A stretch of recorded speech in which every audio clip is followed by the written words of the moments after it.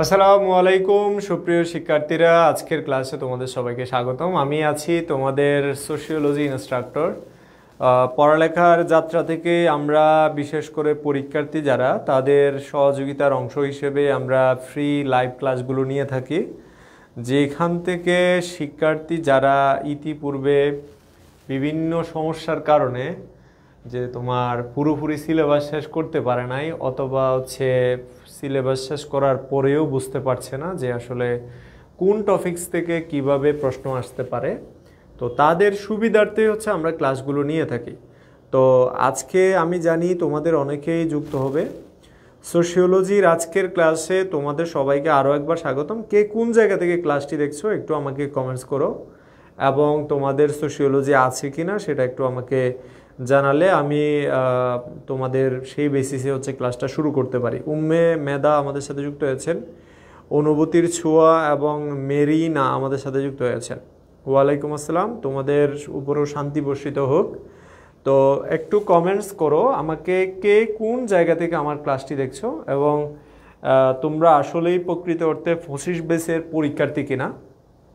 কারণ আমাদের একটা টার্গেটেড অডিয়েন্স দরকার, যে 25 বেসের শিক্ষার্থী যারা আছে তাদেরকেই আমার দরকার। কারণ তাদের এই পরীক্ষা। আমাদের সাথে বগুড়া থেকে উম্মে মেধা যুক্ত হয়েছেন, কুষ্টিয়া থেকে অনুভূতির ছোঁয়া, এবং আমাদের সাথে কাউসার হোসেন যুক্ত হয়েছেন। হাই কাউসার। আচ্ছা, আমাদের সাথে মেহজাবিন হাসান যুক্ত হয়েছেন, সিলেট থেকে মেরিনা যুক্ত হয়েছে আমাদের সাথে। আচ্ছা, অনেকেই যুক্ত হচ্ছে আমাদের সাথে। আমি ভালো আছি কাউসার, এবং রাজিন আমাদের সাথে যুক্ত হয়েছেন, মোহাম্মদ রাজিন, সে তার বন্ধুদের মেনশন করেছে। যারা যুক্ত হয়েছে ইতিমধ্যে, তোমরা একটু তোমাদের ফ্রেন্ড সার্কেল যারা আছে তাদেরকে মেনশন করে দাও। মুশাহেদ, লিঙ্কটা একটু দিয়ে দাও, লিঙ্কটা দিয়ে দাও। আচ্ছা, আমাদের পটুয়াখালী থেকে যুক্ত হয়েছেন রাজিন আমাদের সাথে, এবং মেহজাবিন বলছে চট্টগ্রাম থেকে বলছি। আচ্ছা, মেহসাবিন আমাদের সাথে যুক্ত হয়েছেন চট্টগ্রাম থেকে। চট্টগ্রামের কোন এলাকা? আচ্ছা, চাটমোহর, পাবনা, কাউসার। আচ্ছা, উম্মে নাফিসা যুক্ত হয়েছেন। ভাই সোশ্যাল ওয়ার্ক ক্লাস হবে না, বিনান খান। আমাদের চট্টগ্রামে আসলে সোশ্যাল ওয়ার্ক নিয়ে হায়ার স্টাডিজ হয় না বলতে অনার্স লেভেলে সোশ্যাল ওয়ার্ক আসলে ওরকম মানে প্রমিনেন্ট কোনো হায়ার লেভেলের কোনো প্রতিষ্ঠান নাই আসলে, ঠিক আছে। যার কারণে আমরা চট্টগ্রাম থেকেই, যেহেতু আমাদের এই প্রতিষ্ঠান অপারেট করি, আমরা চট্টগ্রাম বিশ্ববিদ্যালয়ের শিক্ষার্থী যারা আছে, দেখো সোশিওলজি আছে চিটাং ইউনিভার্সিটিতে, বাট আসো, হ্যাঁ, চিটাং ইউনিভার্সিটিতে সোশিওলজি আছে। বসো, ওইদিকে সোফাটা দিকে ঘুরাই দাও। তো সোশিওলজি আছে, বাট চিটাং ইউনিভার্সিটিতে সোশ্যাল ওয়ার্ক নাই। যার কারণে আমাদের সাথে আমাদের অফলাইনে রেস্টুরেন্টও যুক্ত আছে আমাদের সাথে। আমাদের আচ্ছা, আমি অনেকের কমেন্টস দেখতে পাচ্ছি, স্নিগ্ধা রয়, কোশি, এবং আরও যারা যুক্ত হয়েছে, তোমাদের সবাইকে আবার একবার স্বাগতম জানাচ্ছি। তাহলে আমরা শুরু করে দেই, কেমন? আমরা শুরু করে দেই। আমাদের সাথে অফলাইনে আমাদের ফাইজুন যুক্ত আছে। হ্যাঁ, ফাইজুনও তোমাদের মতো প্রশ্ন করবে আমাকে যে কোনো সময়, যে কোনো বিষয়ে। আচ্ছা, ওয়ালাইকুম আসসালাম, উপমা টাঙ্গাইল থেকে দেখছে। আচ্ছা, আমি একটু সময় নিয়েছি, এখন আমি শুরু করে দেব। এই যে দেখো, এখানে সোশিওলজি যে শব্দটা, এটার বিষয়ে আমি জাস্ট মানে টু দ্য পয়েন্ট যেটা লাগবে সেটাই আমি তোমাদেরকে বলবো। এই যে সোশিওলজি শব্দটা, তার আগে আমাদেরকে একটু জানতে হবে যে সমাজবিজ্ঞান বা সোশিওলজি এই যে শব্দটা, এটার জন্ম আসলে কোথায়, সেটাই আমাদের একটু জানতে হবে। যে সোশিওলজির জন্মটা ফ্রান্সে, এটা তো তোমরা সবাই নিশ্চয় জানো। তো সমাজবিজ্ঞানের জন্মভূমি ফ্রান্স। তোমাদেরকে একটা বাক্য লিখে দিই, যে বাক্য থেকে তোমরা 2টা এমসিকিউ পাবে এবারের পরীক্ষায়। সেটা ফরাসি দার্শনিক অগাস্ট কোঁত, কে? অগাস্ট কোঁত তার রচিত 6 খণ্ডে বিভক্ত পজিটিভ ফিলোসফি। এই যে বাক্যটা আমি তোমাদেরকে লিখে দিচ্ছি, এটা তোমরা হুবহু খাতার মধ্যে লিখে ফেলো। পজিটিভ ফিলোসফি, যে বইটা তিনি লিখছে 1830 থেকে 1842 এই সময়ে। হ্যাঁ, তাহলে পজিটিভ ফিলোসফি বইটা তিনি 1830 থেকে 1842 এই সময়ে লিখেছে। তাহলে 6 খণ্ডে রচিত বা বিভক্ত পজিটিভ ফিলোসফি যে গ্রন্থটা সেটা 12 বছর ধরে লিখছে। এই গ্রন্থে ভাইজান তোমার কোনো প্রশ্ন থাকলে সেটা জিজ্ঞেস করো, ঠিক আছে? এই যে এখানে বেঞ্চটা আছে, এটা দিয়েও তুমি লিখতে পারো। আচ্ছা, এখানে পজিটিভ ফিলোসফি গ্রন্থে যে সর্বপ্রথম যেই সময়টাতে তিনি আসলে সর্বপ্রথম সোশিওলজি শব্দটি ব্যবহার করেছেন, এই যে আমরা বাক্যটা লিখলাম, সোশিওলজি শব্দটি প্রথম ব্যবহার করেছেন। তাহলে সর্বপ্রথম এই সোশিওলজি শব্দটি কত সালে সেটাও আমাদের একটু মনে রাখতে হবে, যে এই শব্দটি 1839 সালে ব্যবহার করেন। এই যে বাক্যটা লিখছো, এই বাক্যের মধ্যে কিন্তু তোমার 2টা থেকে 3টা এমসিকিউ তোমরা পাবে, মানে 3 নাম্বার তুমি এখান থেকে কনফার্ম করতে পারো। তোমার বোর্ড পরীক্ষায় 3 নাম্বার এখান থেকে তুমি কনফার্ম করতে পারো। ফরাসি মানে হচ্ছে ফ্রান্সের, আর অগাস্ট কুতেই মূলত তার রচিত 6 খণ্ডে বিভক্ত পজিটিভ ফিলোসফি বইয়ের মধ্যেই for the first time sociology শব্দটি ব্যবহার করেছেন, যা 1839 সালে। এবং এই 1839 সালে যে সোশিওলজি শব্দটা তিনি ব্যবহার করেছেন সেটা 2টা শব্দ থেকে আসছে, একটা হচ্ছে ল্যাতিন আর একটা হচ্ছে গ্রিক। ল্যাতিন শব্দটা হচ্ছে সোসাস আর গ্রিক শব্দটা হচ্ছে লগোস বা লজিয়া। দেখো, লগোস বা লজিয়া, আমরা এমনি লজিয়া ব্যবহার করি না, আমরা লগোসই ব্যবহার করি, তোমরা লগোসই ব্যবহার করবে। তো এইগুলো আমরা স্লাইডের মধ্যেই পাবো, অর্থাৎ আমাদের যে পিডিএফ ফাইল আছে সেখানে আমরা পাবো। তাহলে আমরা জানলাম যে ফরাসি দার্শনিক মানে হচ্ছে ফ্রান্সের, অগাস্ট কুত তার রচিত 6 খণ্ডে বিভক্ত পজিটিভ ফিলোসফি যে বইটা, সেই বইয়ের মধ্যেই সোশিওলজি শব্দটি প্রথম ব্যবহার করেছে। আমরা একদম ইয়াতে চলে যাই, আলোচনার ভিতরে আমরা ঢুকে যাই। যেমন ধরো সোশিওলজি বা সমাজবিজ্ঞান জন্মের আগের 2টা ঘটনা সম্পর্কে আমাদের একটু মনে রাখতে হবে। তার একটা হচ্ছে ফরাসি বিপ্লব এবং শিল্প বিপ্লব। আমি তোমাদেরকে এগুলো নিয়ে ডিটেলস বলবো না, কারণ পরীক্ষায় আসবে হচ্ছে ফরাসি বিপ্লবের সময়কালটা কখন। এটা হচ্ছে 1760 থেকে 1840-এর এই সময়টা, এটা হচ্ছে ফরাসি বিপ্লব। এই সময়টাতে কি ফরাসি বিপ্লব? স্যার এটা 3য় নাকি 4র্থ খণ্ডের ব্যবহার হয়েছে। আচ্ছা, এটা হচ্ছে সর্বশেষ খণ্ড। পিডিএফ কি দেওয়া হবে? আচ্ছা, আদিফুল রহমান রোহান বলছে পিডিএফ কি দেওয়া হবে? পিডিএফ দেওয়া হবে না যদি তুমি ক্লাস না করো। ক্লাস শেষে হচ্ছে বলবো যে কোথায় মেসেজ দিলে তুমি পিডিএফ পাবা। কথা বুঝতে পারছো কিনা? ক্লাস শেষ করার পরে কোথায় মেসেজ দিলে তুমি পিডিএফ পাবা, তুমি পেজে মেসেজ দিলে লাভ হবে না। সুতরাং তোমাদেরকে বলবো ক্লাসটা করো, দেন তোমাকে পিডিএফ দিব, নয়তো আমি পিডিএফ কাউকেই দিব না, আমি বলে দিলাম। ফরাসি বিপ্লব এবং হচ্ছে শিল্প বিপ্লব, এই 2টা বিপ্লবের সাল মনে রাখবা। ফরাসি বিপ্লব মানে তোমরা বুঝতেই পারতেছো যে ফ্রান্সে হয়েছে। শিল্প বিপ্লব এটা হয়েছে মূলত ইংল্যান্ডে। সময়কাল হচ্ছে যে তোমার ফরাসি বিপ্লবের সময়কাল আমি এখানে বলে শিল্প বিপ্লবটা লিখে ফেলছি। এটা হচ্ছে 1789 সালে, আর এটা হচ্ছে শিল্প বিপ্লব 1760 থেকে 1840, যেটা আমি একটু আগে লিখেছিলাম। তো সালটা একটু উল্টাই হয়ে গেছিল, এটা সাবকনসিয়াসলি। এখন আমরা তাহলে স্লাইডে চলে যাই ডিরেক্ট। যে কথাটা বলছি এখানে কিন্তু আছে, 1839 সালে ফরাসি দার্শনিক অগাস্ট কুতের কথা বলছে। তিনি তার পজিটিভ ফিলোসফি গ্রন্থ সর্বপ্রথম সমাজবিজ্ঞান শব্দটি ব্যবহার করেছেন। তো তিনি এই যে দেখো, আমরা মাত্র বললাম যে সোশিওলজি শব্দটা তিনি প্রথম ব্যবহার করেছেন, তবে সোশিওলজি শব্দটা তিনি ব্যবহারের আগে তিনি এটাকে ব্যবহার করছে হচ্ছে, মানে সোশিওলজি শব্দটা যে ব্যবহার করবে তার আগে তিনি বলছে যে এটা সোশ্যাল ফিজিক্স দিলে কেমন হয়। কি হয়? Social physics. তাহলে তিনি নিজে সমাজবিজ্ঞানকে একটা ফিজিক্সের মতো করে চিন্তা করার মানে তিনি ট্রাই করেছিলেন প্রথমে। পরে তিনি ওইখান থেকে সরে এসে বললো যে না, সোশ্যাল ফিজিক্স নয়, বরং কি হবে, এটা সোশিওলজি দিলেই বেটার হবে। তাও সোশিওলজি শব্দটি তিনি ব্যবহার করেছিলেন। তাহলে প্রথমে সোশ্যাল ফিজিক্সের কথা চিন্তা করেছে, পরে সোশিওলজি শব্দটি তিনি ব্যবহার করেছে। তাহলে আমরা জানলাম যে সোশ্যাল ফিজিক্স শব্দটি প্রথমে তিনি চিন্তা করেছিলেন, পরে এটাই ব্যবহার করেছে। এটাকে বাংলা আমরা 2টা শব্দ পাই, সেটা আমরা একদম এখানে স্লাইডে চলে আসি।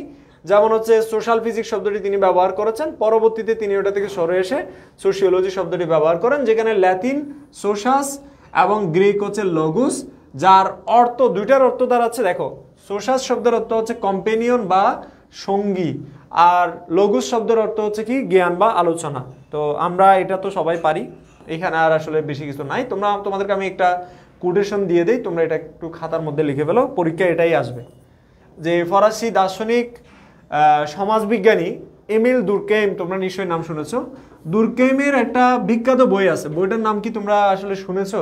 যে সুইসাইড নামক একটা বই আছে, সুইসাইড।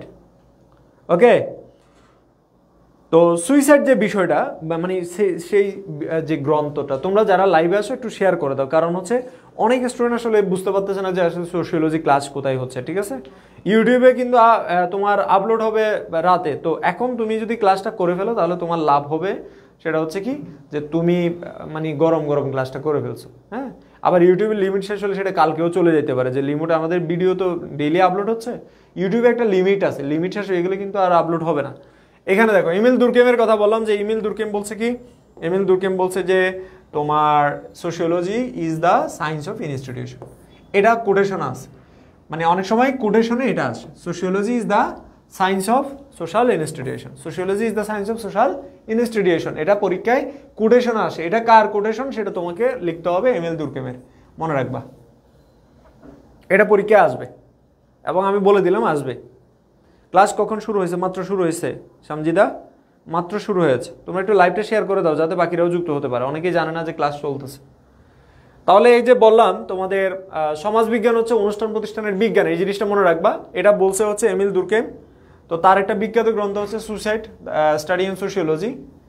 এখন আসি আমরা আরেকটা সংজ্ঞা আমি বলবো, সেটা হচ্ছে কি যে তোমার শেপারের সংজ্ঞাটাতে বলছে সোশিওলজিকে একটা সিস্টেমেটিক স্টাডি বলছে, বলছে যে এটা একটা সিস্টেমেটিক স্টাডি, বলছে যে এটা একটা এমন একটা নিয়মতান্ত্রিক পার্ট যেখানে মানুষের আচরণ এবং সামাজিক গোষ্ঠী নিয়ে আলোচনা করা হয়। এটা পরীক্ষায় আসার সম্ভাবনা আছে, তবে এটাকে আমি গ্যারান্টি দিয়ে বলবো না। যখন তোমার পরীক্ষায় আসবে যে সমাজবিজ্ঞানের সংজ্ঞা দাও, তখন তুমি শেপারের সংজ্ঞাটাও লিখতে পারো, তুমি দুর্কেমের সংজ্ঞাটাও লিখতে পারো। পরীক্ষায় গিয়ে মানে কনফিউজড হওয়ার দরকার নাই যে কোন সংজ্ঞাটা আমি লিখবো, কারণ আমি বলেই দিলাম। ঠিক আছে, আমি এভাবে পয়েন্ট ধরে ধরে তোমাদেরকে দিচ্ছি, তোমরা ক্লাস শেষ করার পরে আমাকে মেসেজ দিবা, আমি তোমাদেরকে ফাইল দিয়ে দিব। ঠিক আছে, ক্লাস শেষ করে আমি শেষ মুহূর্তে তোমাদেরকে বলবো, এবং সেটাই তোমাদেরকে প্রমাণ রাখতে হবে, প্রমাণ না দিলে আমি কাউকে দিব না, কারণ এগুলো আমি অনেক কষ্ট করে শিটগুলো রেডি করেছি।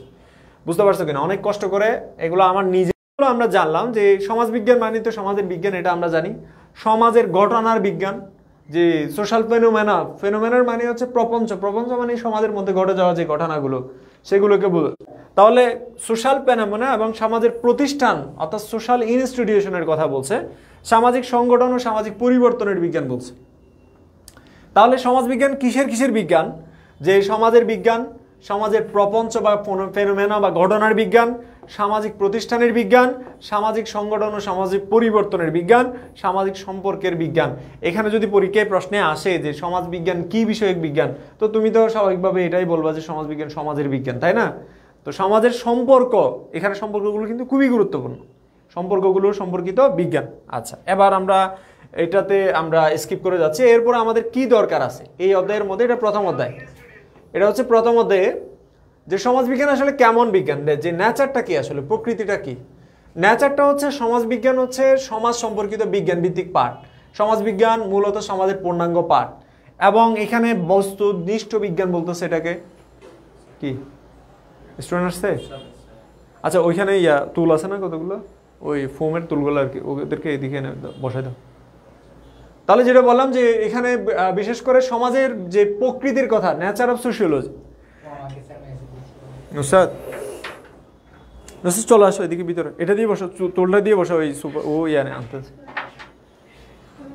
এটা দিয়ে বসো, এটা দিয়ে বসো, সমস্যা নাই, কথা বলতে পারবো। এখানে ওরাও ক্লাস করতেছে, তোমরাও ক্লাস করতেছে। হ্যাঁ, তোমাদের নুসরাত এদিকে এদিকে এদিকে এদিকে আর একটু এদিকে আসো, এদিকে আসো, ওই সোফাটা ঢোকাই দিয়ে দাও ওদেরকে। আসতে সাকিব, আসতে।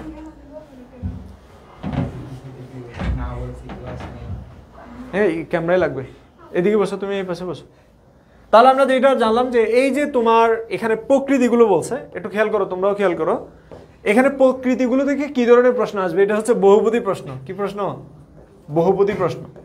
বহুপদীর প্রশ্নটা কি আসলে? বহুপদীর প্রশ্ন হচ্ছে তোমাদের পরীক্ষা আসবে যে তোমার নিচে উল্লেখিত যে তোমার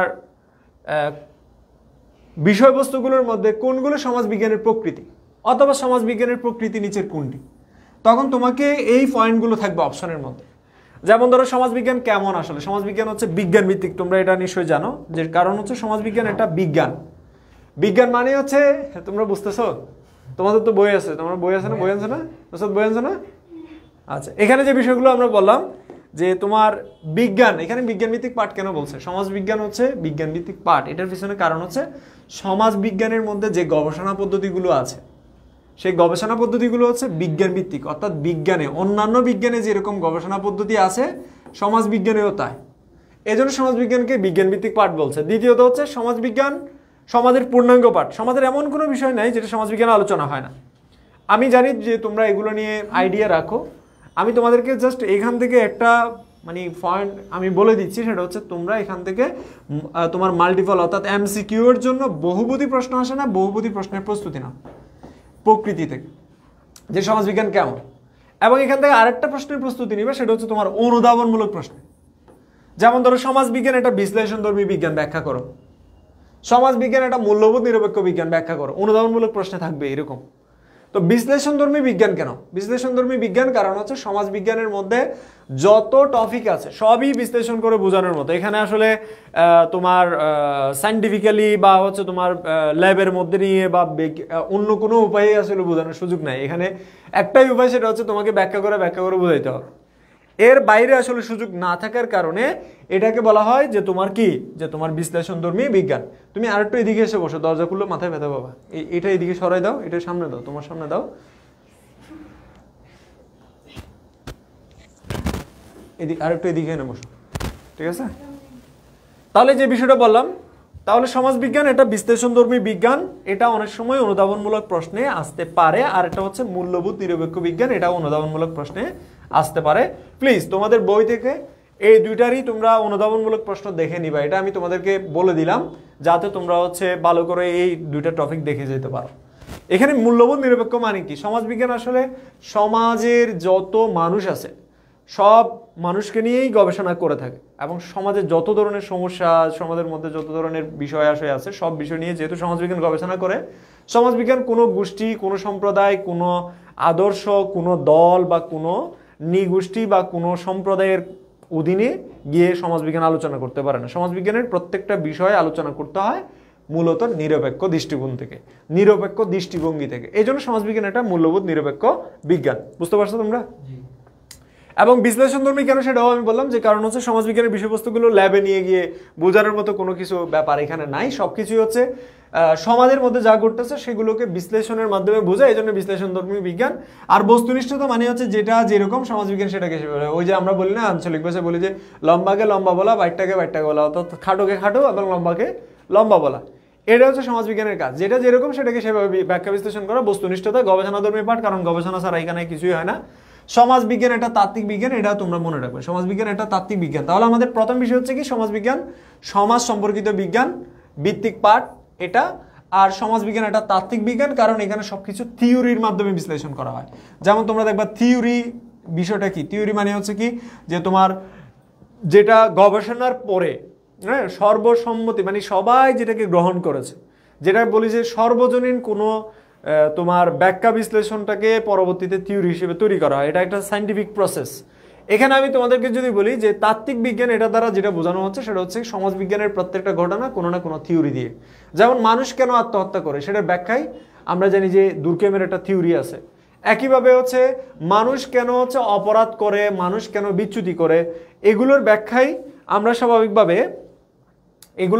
স্বাভাবিকভাবে আমরা কার থিওরি পাই? মার্টনের থিওরি আছে। তো মার্টন থিওরি আছে এবং হচ্ছে আরো অন্যান্য তাত্ত্বিক দুর্কেমের থিওরিও আছে। তাহলে এই থিওরির মাধ্যমে ঘটনাগুলো ব্যাখ্যা বিশ্লেষণ করা হয় সমাজবিজ্ঞানে, এই জন্য এটাকে বলা হয় তাত্ত্বিক বিজ্ঞান। এটাও আমরা জানলাম।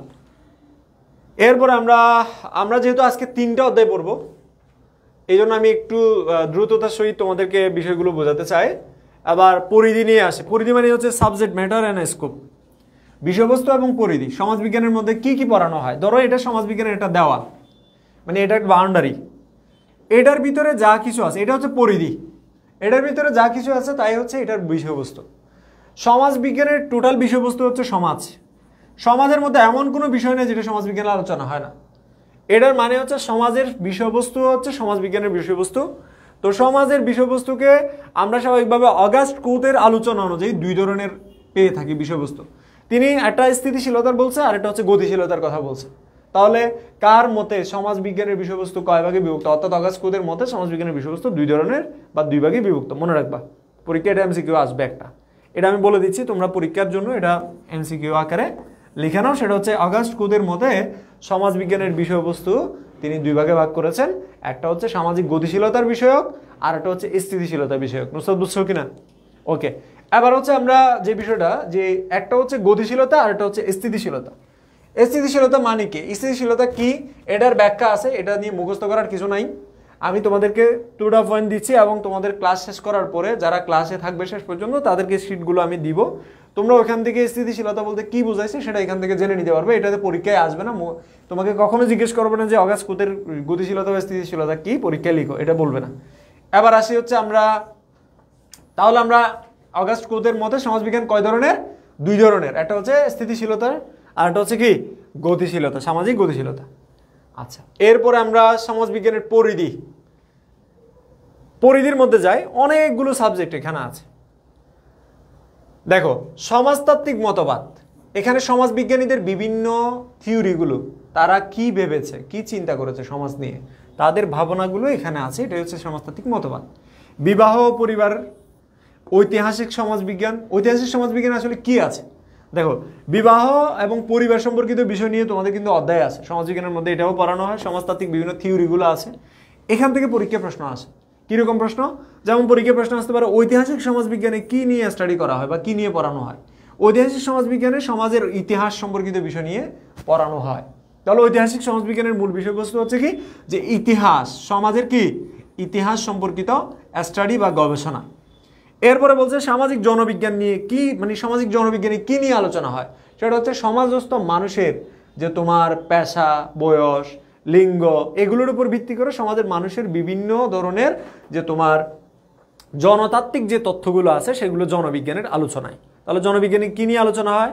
মানুষের পেশা, মানুষের বয়স, মানুষের লিঙ্গ, মানুষের আর্থসামাজিক অবস্থা, এগুলো নিয়ে জনবিজ্ঞানে আলোচনা হয়ে থাকে। এখান থেকে পরীক্ষায় এমসিকিউ আসে কিভাবে, যে জনবিজ্ঞানের আলোচনার বিষয়বস্তু কি, পরীক্ষা ব্যবস্থা করেছে। তাহলে সামাজিক জনবিজ্ঞান, যেটাকে আমরা বলি সোশ্যাল ডেমোগ্রাফি, ইংরেজিতে কি বলি, সোশ্যাল ডেমোগ্রাফি বলি, এটা মূলত সমাজের যে বিভিন্ন মানে মানুষের সাথে সম্পর্কিত বিভিন্ন বিষয় এখানে আলোচনা হয়। এরপরে আমাদের আলোচনা হচ্ছে গ্রামীণ সমাজবিজ্ঞান। গ্রামীণ সমাজবিজ্ঞানের মূল বিষয়বস্তু হচ্ছে গ্রামের সকল বিষয় নিয়ে এখানে আলোচনা হয়ে থাকে। এরপর হচ্ছে নগর সমাজবিজ্ঞান। নগর সমাজবিজ্ঞানের মূল বিষয় হচ্ছে কি, নগর সম্পর্কিত, নগরের যত বিষয় আছে সব কিছু। ধর্মের সমাজবিজ্ঞান, ধর্মের উৎপত্তি, বিকাশ এবং ধর্মের পটভূমি যেগুলো আছে, ধর্মের বিষয় নিয়ে এখানে আলোচনা আছে, সমাজের ধর্মের উৎপত্তি, বিকাশ এবং এটা কিভাবে পরবর্তীতে মানুষের উপর প্রভাব বিস্তার করেছে। শিক্ষা সমাজবিজ্ঞান, একটা সমাজের মধ্যে শিক্ষা কেমন হওয়া দরকার। রাজনৈতিক সমাজবিজ্ঞান, রাষ্ট্রের মানুষেরা সমাজের মধ্যে কিভাবে রাজনীতি চর্চা করছে। এরপর আরেকটা যেটা আছে সেটা হচ্ছে অপরাধ সমাজবিজ্ঞান। অপরাধ সম্পর্কিত বিভিন্ন তথ্য, থিওরি এখানে উল্লেখ আছে। তাহলে অপরাধ সমাজবিজ্ঞানের একটা অধ্যায় কিন্তু তোমাদের সমাজবিজ্ঞান প্রথম পত্রে আছে, 10ম অধ্যায়, প্রথম পত্রের 10ম অধ্যায়, সেটাতে মূলত অপরাধ এবং বিচ্যুতি সম্পর্কিত আলোচনা আছে। তাহলে অপরাধ সমাজবিজ্ঞান মানুষের অপরাধের কারণ, অপরাধের ধরন, অপরাধের প্রতিকার ব্যবস্থা এবং অথবা অপরাধ সম্পর্কিত বিভিন্ন তাত্ত্বিক দিকগুলো নিয়ে আলোচনা করে থাকে। এরপর এটা হচ্ছে সামাজিক মনোবিজ্ঞান। এটা মানুষের সমাজের মনোজাগতিক বিষয় নিয়ে আলোচনা করে, সমাজস্থ মানুষের। এবং সামাজিক পরিসংখ্যানের বিষয় হচ্ছে সমাজের বিভিন্ন গবেষণা ক্ষেত্রে সামাজিক পরিসংখ্যানটা খুবই কার্যকরী একটা বিষয়। তাহলে এখান থেকে এমসিকিউ আসতে পারে। আবার বলছি যে কোন বিষয় কি এবং কেন সমাজবিজ্ঞান এটা ব্যবহৃত হয় সেটা পরীক্ষায় আসতে পারে, এটা তোমরা মনে রাখবা। তাহলে কোন বিষয় কি, যেমন ধরো তোমাদের একটু আগে আমি জনবিজ্ঞানের কথা বলছি, যে তোমার ফাইজন বলো তো জনবিজ্ঞানে কি হয়? জনসংখ্যা বিষয়, আদমশুমারি, অর্থাৎ তাদের পেশা, আয়, এই জাতীয় বিষয়গুলো নিয়ে এখানে আলোচনা হয়। পরীক্ষায় প্রায় সময় এটা আসতে আমি দেখেছি। আবার অপরাধ বিজ্ঞান দেওয়া আসতে পারে, যে অপরাধ সমাজ বিজ্ঞানের কাজ কি। এটা মূলত হচ্ছে অপরাধের ধরন, কারণ, প্রতিকার এবং হচ্ছে কি অপরাধের বৈশিষ্ট্য, বিষয়গুলো নিয়ে এবং অপরাধ সম্পর্কিত বিভিন্ন যে তোমার তাত্ত্বিক ধারণাগুলো নিয়ে এখানে আলোচনা হয়ে থাকে। ক্লিয়ার? আশা করি তোমরা এই পরিধি নিয়ে আর তোমাদের কোনো কনফিউশন তৈরি হবে না, এখান থেকে আসলেও তোমরা লিখতে পারবে খুব ইজিলি। ক্লিয়ার? হ্যাঁ, পরিধি, এই যে সুন্দর একটা প্রশ্ন করছে, সেটা হচ্ছে কি, যখন পরীক্ষায় সিকিউ আকারে আসবে, যখন পরীক্ষায় এইভাবে আসবে যে সমাজবিজ্ঞানের একটা উদ্দীপক দিল যে মিস্টার ক যে কলেজে ভর্তি হওয়ার সময় তিনি বিষয় পছন্দ ক্রমে সমাজবিজ্ঞান বিষয়টি বা এমন একটি বিষয় দিল যেটার আলোচনার বিষয়বস্তু হচ্ছে সমাজ।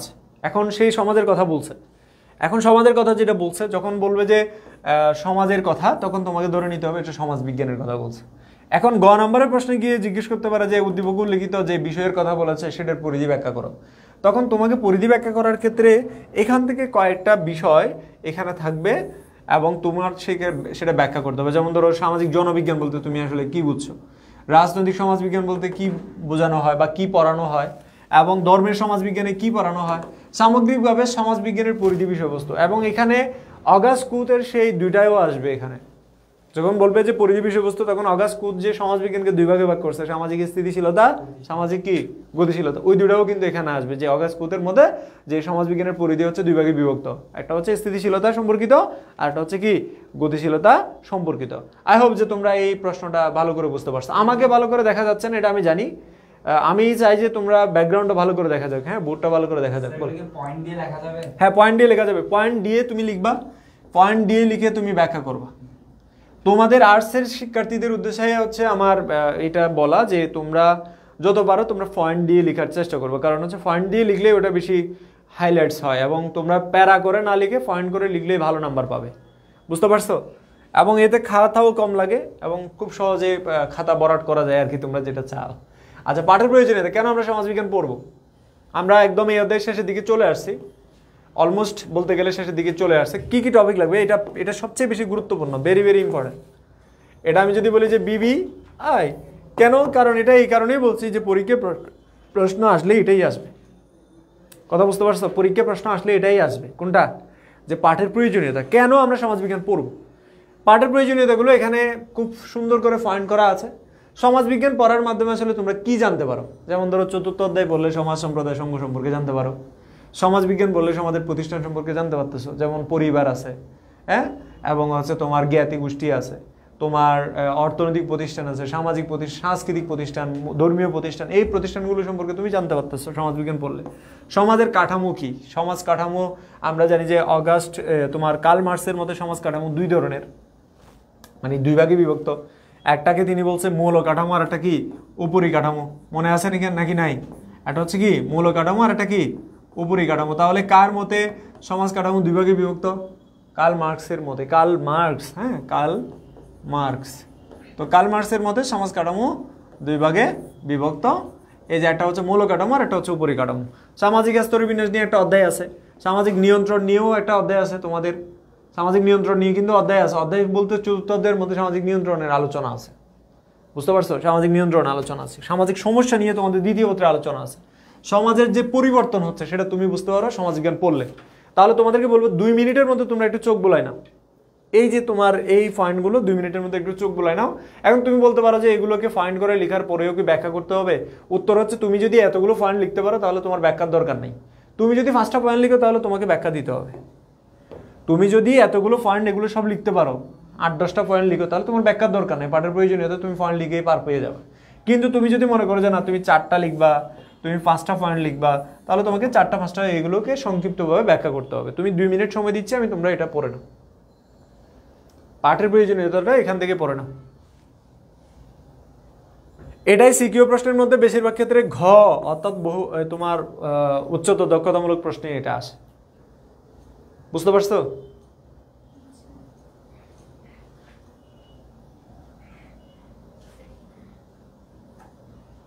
ওকে, আচ্ছা, এরপর আমরা সমাজবিজ্ঞান কিভাবে আসলো সেটা নিয়ে আমরা এখন আলোচনা করব। সমাজবিজ্ঞানকে বলা হয় ইয়ংগেস্ট, মানে সবচেয়ে নতুন, বা সবচেয়ে আমরা যদি বলি যে ইয়ংগেস্ট মানে সবচেয়ে তরুণ একটা বিজ্ঞান। কারণ হচ্ছে অন্যান্য বিজ্ঞানের চেয়ে তুলনামূলকভাবে পরে সমাজবিজ্ঞানের উৎপত্তি হয়েছে, সমাজবিজ্ঞানের জন্ম হয়েছে তুলনামূলকভাবে অন্যান্য বিজ্ঞানগুলোর পরে। আমরা জানি বিশেষ করে অষ্টাদশ শতাব্দীতে বেশিরভাগ বিজ্ঞানের গোড়াপত্তন ঘটেছে। অষ্টাদশ শতাব্দী মানে কখন? যে 1701 থেকে 1800 সালের এই সময়ে বেশিরভাগ বিজ্ঞানের বিকাশ ঘটেছে। কিন্তু সমাজবিজ্ঞানের জন্ম হয়েছে এর পরেই 19বিংশ শতাব্দীতে, 1839 সালে। তার মানে সমাজবিজ্ঞান তুলনামূলকভাবে পরে আসছে, এই জন্য এটাকে youngest of all social science বলা হয়।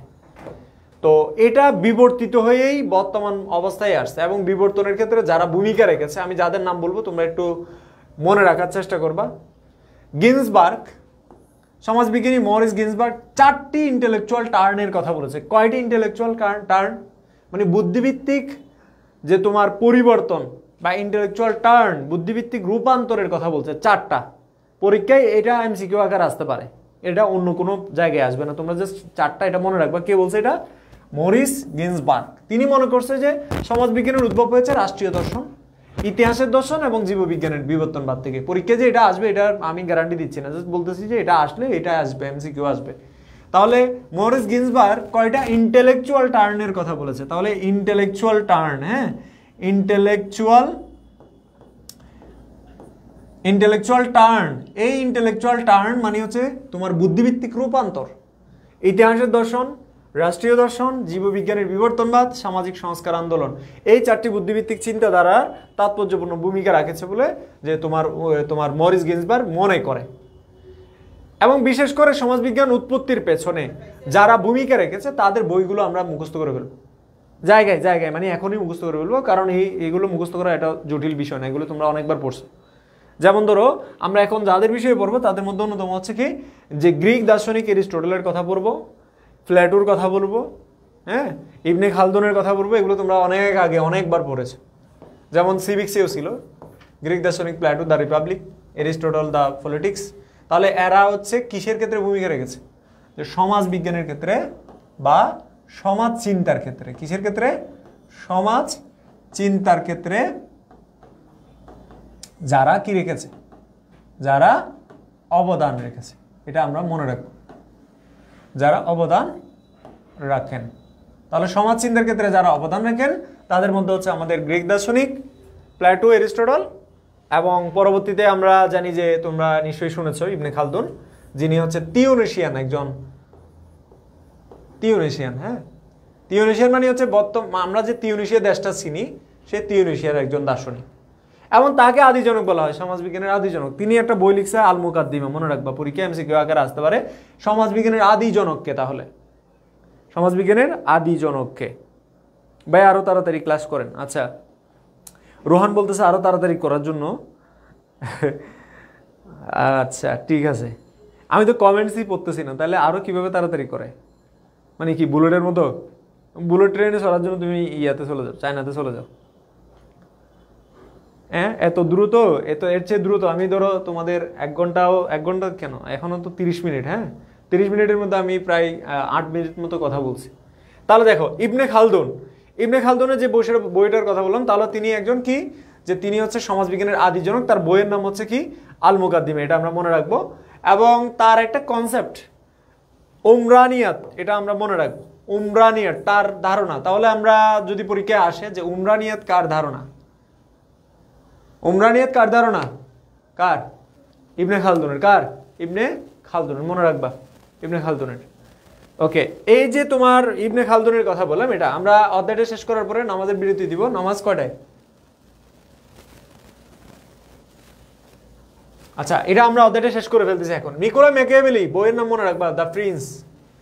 এই যে ম্যাকিয়াভেলি নিয়ে অনেক আলোচনা আছে। ম্যাকিয়াভেলির যে বইটা দ্য প্রিন্স, যে নিকোলা ম্যাকিয়াভেলি, যাকে আমরা বলি জাতিরাষ্ট্রের জনক। কিসের জনক? জাতিরাষ্ট্রের জনক। সেই নিকোলা ম্যাকিয়াভেলি দ্য প্রিন্স গ্রন্থটি রচনা করেছেন, এবং তার প্রধান ভিত্তি হচ্ছে মানব প্রকৃতি ও মানব দর্শন। তার আলোচনার মধ্যে উঠে আসছে যে কিভাবে একটা রাষ্ট্রের মধ্যে যে তোমার ফেসিবাদ কায়েম করা যায়। অর্থাৎ হচ্ছে যারা পৃথিবীতে ফেসিস্ট ছিল, যেমন হিটলার, মুসোলিনি, ফ্রাঙ্কো, এবং আরও যারা ফেসিস্ট ছিল, হাসিনা সহ, তো সবাই মোটামুটি ওই তোমার ম্যাকিয়াভেলিয়ান ক্যারেক্টারের মধ্যে ছিল। অর্থাৎ ম্যাকিয়াভেলি খুবই স্বার্থপর টাইপের ক্যারেক্টারের মানে প্রবক্তা।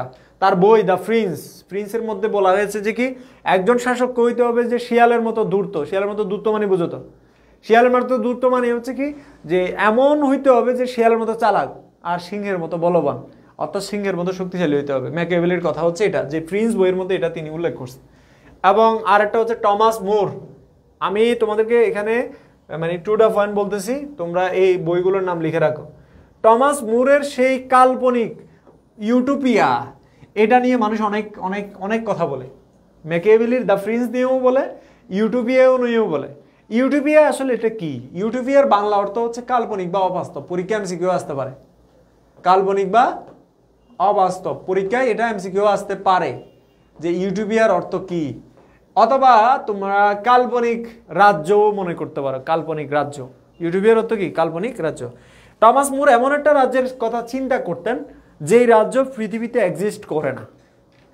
পৃথিবীতে কি এক্সিস্ট করে না, তিনি জাস্ট কল্পনা করছে যে এমন একটা রাষ্ট্র যেটা সাজানো গোছানো এবং যেখানে মানুষেরা মানুষের মধ্যে কোনো ধরনের সংঘাত থাকবে না এবং কোনো ধরনের আইন বাধ্যবাধকতা থাকবে না, কিন্তু মানুষ মানুষের মতো স্বাভাবিক জীবনযাপন করে, মনুষ্যের মতো। আমরা তো এখন মনুষ্যের মতো জীবনযাপন করি না, আমরা জীবনযাপন করি গরু ছাগলের মতো। তো ব্যাপারটা হয়ে গেছে কি, মনুষ্যের জন্য যে ধরনের রাষ্ট্র দরকার সেই কাল্পনিক রাষ্ট্রের কথা চিন্তা করেছে যে তোমার টমাস মুর, কিন্তু বাস্তব জীবনে এটার কোনো অস্তিত্ব নাই, তিনি জাস্ট কল্পনার মধ্যেই এটা রেখেছে। এই জন্য এটাকে বলা হয় ইউটিউবের অর্থ কি? এই জন্য ইউটিউবের অর্থ বলা হয় অবাস্তব বা কি কাল্পনিক। তাহলে অবাস্তব বা কাল্পনিক এটা কি? তিনি অবাস্তব বা কাল্পনিক এটা রাষ্ট্রের কথা চিন্তা করেছেন, এই জন্য ইউটিউবের অর্থ হয়ে গেছে অবাস্তব বা কাল্পনিক। আচ্ছা, এরপর আমরা যাই, এরপরে আমরা বিকুর একটা বই, বিখ্যাত বই দ্য নিউ সায়েন্স, মনে রাখবা, মুখস্থ করে ফেলবো, দ্য নিউ সায়েন্স।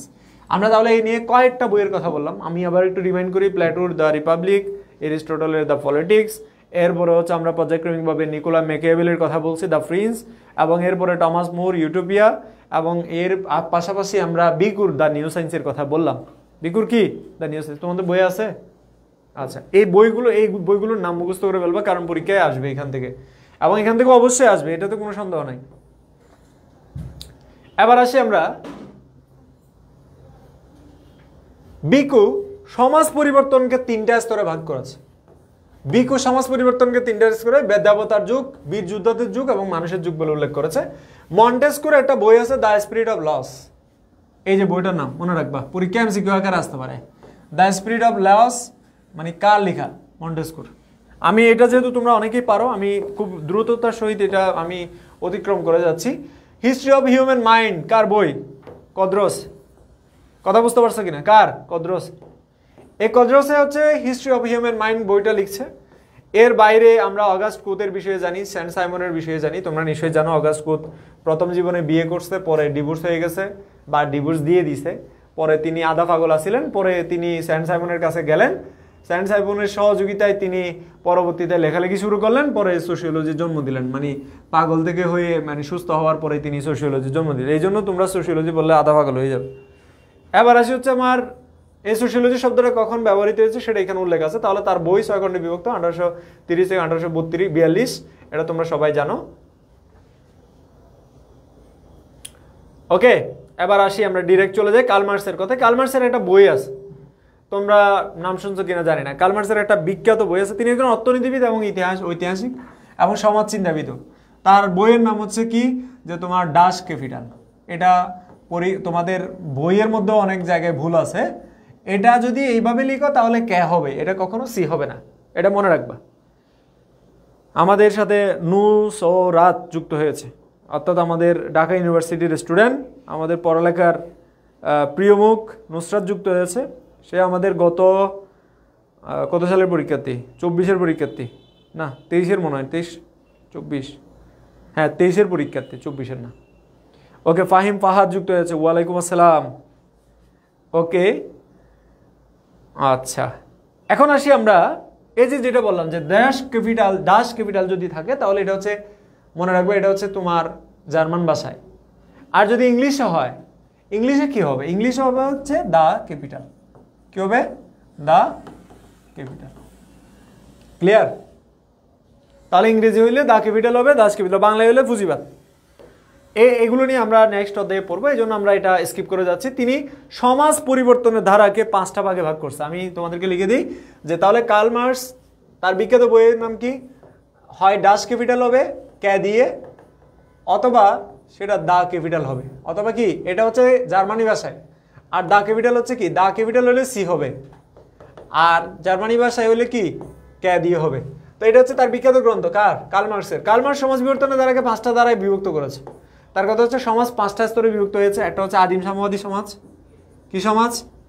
আদিম সাম্যবাদ, যেটা আমরা স্বাভাবিকভাবে আদিম সমাজ হিসেবে জানি। দ্বিতীয় সমাজ বলছে হচ্ছে দাস সমাজ। কি সমাজ? দাস সমাজ। এরপরে হচ্ছে কি সামন্ত সমাজ। সামন্ত সমাজের পরে আছে কি যে তোমার পুঁজিবাদ। কি বাদ? পুঁজিবাদ। পুঁজিবাদের পরে আছে কি? পুঁজিবাদের পরে আছে আমাদের সমাজতন্ত্র। সমাজতন্ত্র। এই যে 5টা স্তরের কথা বললাম, যে কোন স্তরের পরে কোনটা সেটা আমাদের মনে রাখতে হবে। এটা তোমার কার্ল মার্কসের ধারণার মধ্যে আছে। তো ডারউইনের একটা বই আছে আবার, ডারউইন সেই বিখ্যাত, তোমরা জানো যে জীব বিবর্তনবাদী দার্শনিক। আমি ডারউইনের বিষয়ে তোমাদেরকে সংক্ষিপ্ত তথ্য দেই। ডারউইনই ফর দ্য ফার্স্ট টাইম, তার বইয়ের নাম কি, তার গ্রন্থ হচ্ছে দ্য অরিজিন অফ স্পিসিস। হ্যাঁ, দ্য অরিজিন অফ স্পিসিস। এই গ্রন্থের মধ্যেই তিনি ফর দ্য ফার্স্ট টাইম যে তোমার ইভলিউশন বা বিবর্তন নিয়ে কথা বলেছে। তাহলে বিবর্তনবাদের জনক কে? বিবর্তনবাদের জনক হচ্ছে ডারউইন। এবং তিনি কি বিবর্তনের কথা বলছে? তিনি বলছে জীব বিবর্তনের কথা। তাহলে তিনি জীব বিবর্তনের কথা বলছে। এবার হচ্ছে আমরা জানি যে সমাজবিজ্ঞানীদের মধ্যে হারবার্ট স্পেন্সার ছিল সমাজ বিবর্তনবাদী দার্শনিক। হারবার্ট স্পেন্সার বলতেছে যে না, জীব বিবর্তন যদি হয় তাহলে কিসের বিবর্তন হবে? ভাইজন, হারবার্ট স্পেন্সার বলতেছে যে জীবের যদি বিবর্তন হয় সমাজেরও কি হবে? বিবর্তন হবে। তোর সমাজের বিবর্তনটা আসলে কে বলছে? Herbert Spencer. যদি পরীক্ষা আসে জীব বিবর্তনবাদী দার্শনিক কে, তখন তুমি বলবা কে? আর যদি বলে যে সমাজ বিবর্তনবাদী দার্শনিক কে? Herbert Spencer. হারবার্ট স্পেন্সার সমাজ বিবর্তনটাকে ব্যাখ্যা করার ক্ষেত্রে তিনি বলছেন যে সমাজ সিম্পল থেকে কোন দিকে যাচ্ছে? কমপ্লেক্সের দিকে যাচ্ছে। অর্থাৎ তোমাদের বইয়ের মধ্যে যেটা সরল থেকে কি আছে বলো? জটিল। তাহলে সরল থেকে জটিলে যাচ্ছে বলে ব্যাখ্যা করেছে কে? Herbert Spencer. মনে থাকবে? তাহলে হারবার্ট স্পেন্সার বলছে যে তোমার সমাজ হচ্ছে সরল থেকে দিন দিন জটিলের দিকে যাচ্ছে, এবং এই কারণে তাকে বলা হয় যে সমাজ বিবর্তনবাদী দার্শনিক। ক্লিয়ার? সমাজ বিবর্তনবাদী দার্শনিক। আমাদের সাথে অনেকেই যুক্ত আছে, এটা খুবই ভালো দিক যে তোমরা যারাই যুক্ত হয়েছে তোমরা সবাই আছো। আমি প্রথমত এটা এখনই শেষ করে দিচ্ছি তোমাদের 1 ঘন্টার মধ্যেই, কারণ এগুলো আসলে 1 ঘন্টার ভিতরে শেষ করার মানে ডিটেলস আলোচনা করলে অনেক সময় লাগে। তাহলে এখানে আমরা একটা কোটেশন দেখি, সেটা হচ্ছে সার্ভাইভাল অফ দ্য ফিটেস্ট। এটার বাংলা অর্থ হচ্ছে যোগ্যতমের টিকে থাকা। পৃথিবীতে সেই টিকে থাকবে যে যোগ্য। তার মানে তোমাদের মধ্যে আমি বলতেছি 40% করে মানে 40% করে ফেল করবে স্টুডেন্ট। আমি বলতেছি তোমরা লিখে রাখো, সেটা 40% করে ফেল করবে, এবং অ্যাপ্লাসের সংখ্যা খুবই কমবে, এবং হচ্ছে তাদের মধ্যে তারাই বিশ্ববিদ্যালয়ে চান্স পাবে যারা যোগ্য। তো পৃথিবীটা হচ্ছে সেরকম যে ডাইনোসর বিলুপ্ত হয়ে গেছে শুধুমাত্র সার্ভাইভ করতে পারে নাই বলে। এই জন্য ডারউইন বলতেছে যে তারাই টিকে থাকবে যারা ফিটেস্ট, মানে যোগ্য। তাহলে তোমাকে যোগ্য হিসেবে গড়ে তুলতে হলে অবশ্যই তোমার প্রপার ইউটিলাইজ অফ টাইম, অর্থাৎ তোমাকে সময়ের যথাযথ ব্যবহার করতে হবে। এই জন্য যারা ক্লাস করতেছে না তারা হচ্ছে সমাজবিজ্ঞানের পরীক্ষার আগের দিন এসে আমাকে ইনবক্সে মেসেজ দিবে যে সাজেশনটা দেন, তখন আমি উষ্টা মারবো।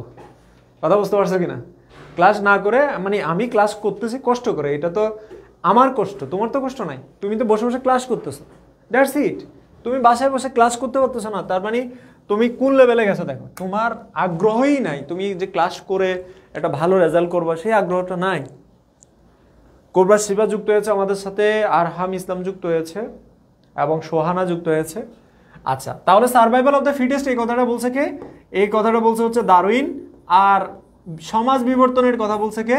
Herbert Spencer. তিনি বলছে যে তোমার সমাজ হচ্ছে সিম্বল থেকে কমপ্লেক্সের দিকে যাচ্ছে, মানে সরল থেকে জটিলের দিকে যাচ্ছে। তাহলে সমাজের বিবর্তন নিয়ে কথা বলছে হারবার্ট স্পেন্সার, আর হচ্ছে জীব বিবর্তন নিয়ে কথা বলছে যে তোমার ডারউইন। এখানে দেখো, জেনে রাখা ভালো, 4 জন সমাজবিজ্ঞানী যারা সমাজবিজ্ঞানের ক্ষেত্রে সবচেয়ে বেশি অবদান রেখেছে। তাদের মধ্যে একজন হচ্ছে Auguste Comte, Herbert Spencer, Emile Durkheim, Max Weber. এরা সমাজবিজ্ঞানের ক্ষেত্রে সবচেয়ে বেশি অবদান রেখেছে। তো এটা কেউ অস্বীকার করবে না, এরা অবদান রাখছে, এটাকে অস্বীকার করার কি আছে? সমাজবিজ্ঞানের সাথে অন্যান্য বিজ্ঞানের সম্পর্কগুলো আমি পড়বো কিনা, তোমাদেরকে বলবো সমাজবিজ্ঞানের সাথে অন্যান্য বিজ্ঞানের সম্পর্কগুলো।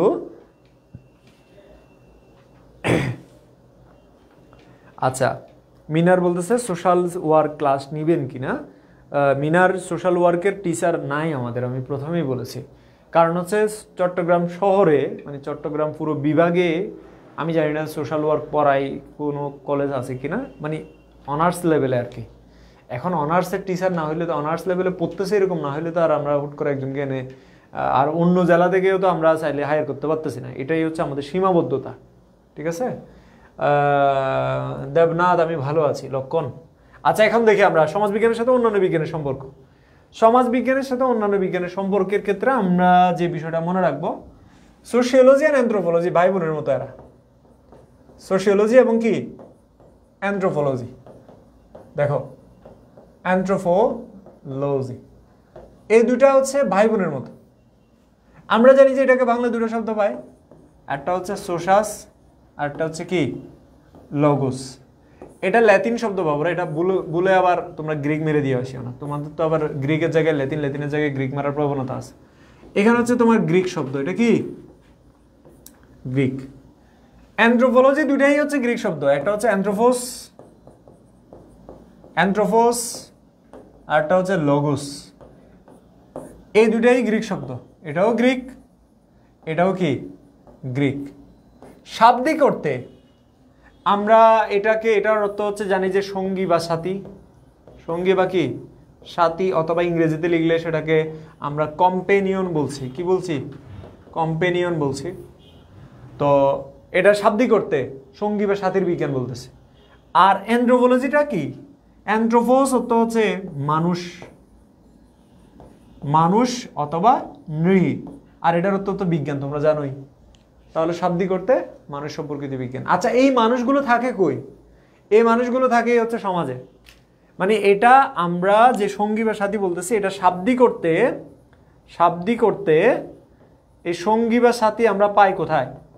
শাব্দিক করতে আমরা সঙ্গী বা সাথী পাই আমাদের সমাজে, যার কারণে আমরা এই সোশিওলজিকে সমাজের বিজ্ঞান বলতেছি।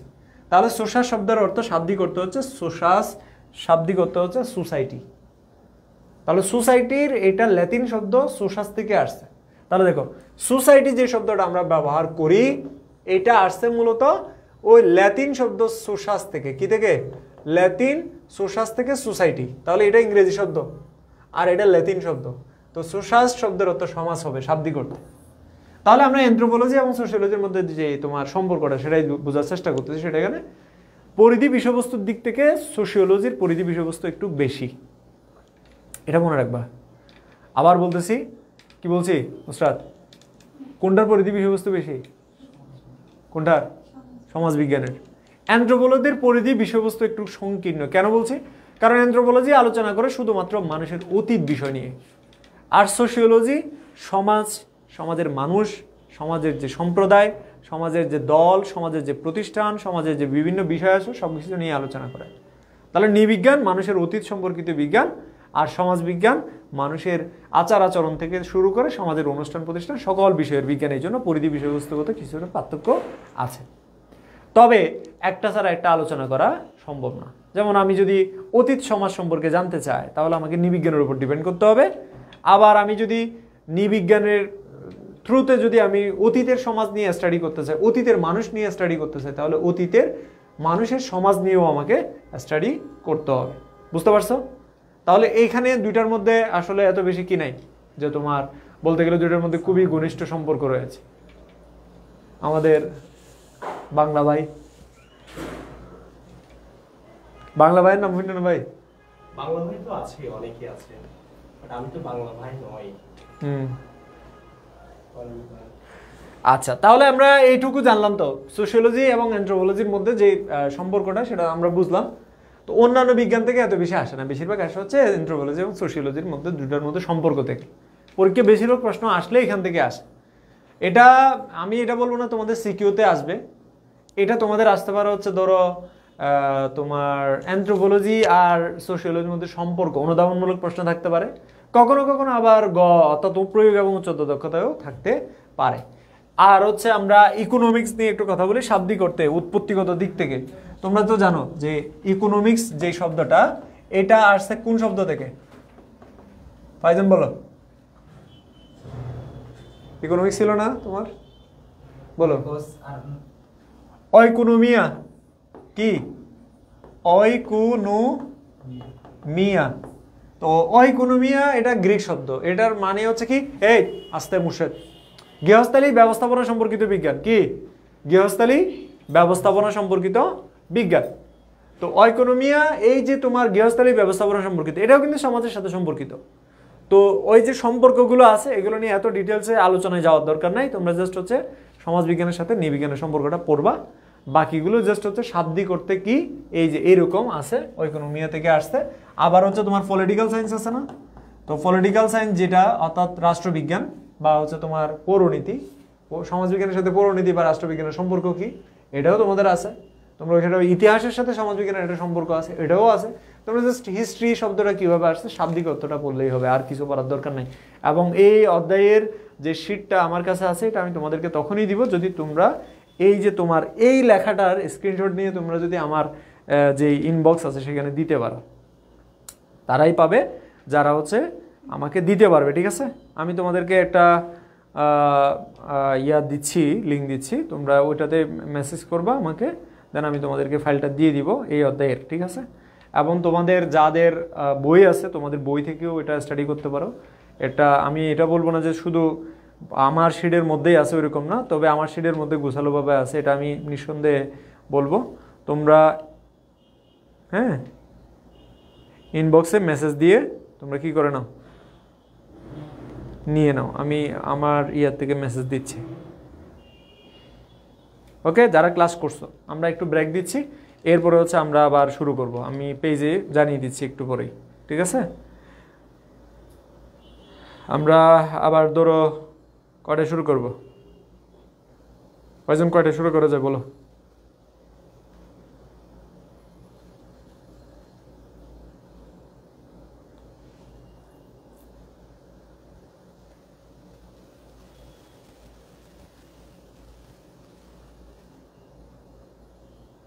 আচ্ছা, তোমাদের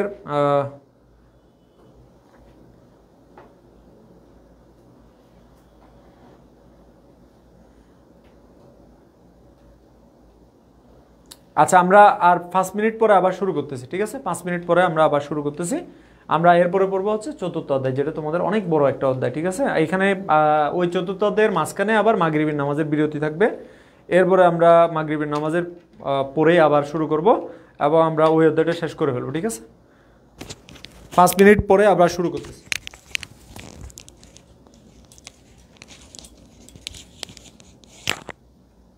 এই সাকিব, মুর্শেদ,